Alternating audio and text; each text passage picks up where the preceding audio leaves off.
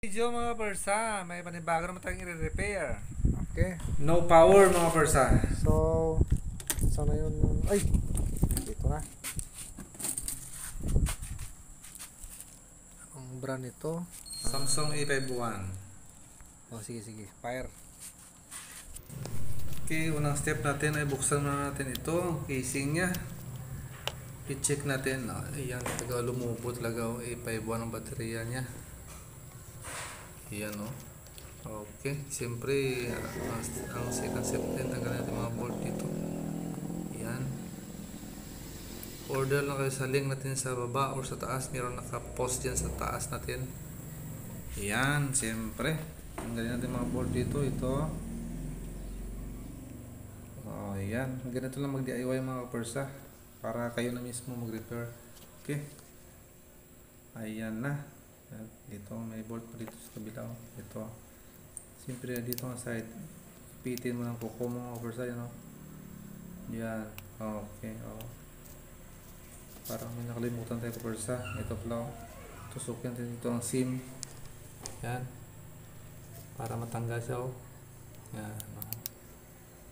Pasok mo dyan ang kuko mo para matanggal siya. Okay. Yan. Tanggalin ito ng flex cable ito. Yan o. Kukulang gamit kapersa. Ito ang baterya nya.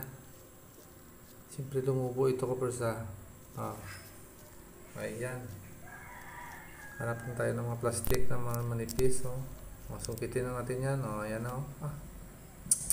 Lumubo talaga siya kapersa. Buntis na siya.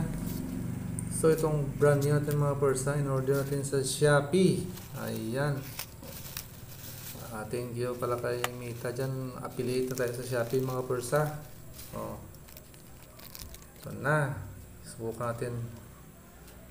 Ayan o. A51 Samsung mga kapersa. Okay. Ilagay natin ang kanyang lagay kapersa.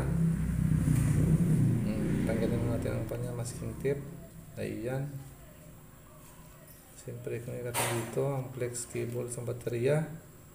Ito naman ang charging port nya. Yan. Yun lang. Simple mga kapersa. Siyempre ilagay natin ang kanyang cover. Yan.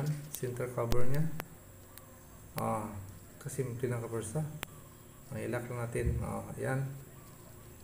Iwan natin ba. Uy, legit talaga kapersa.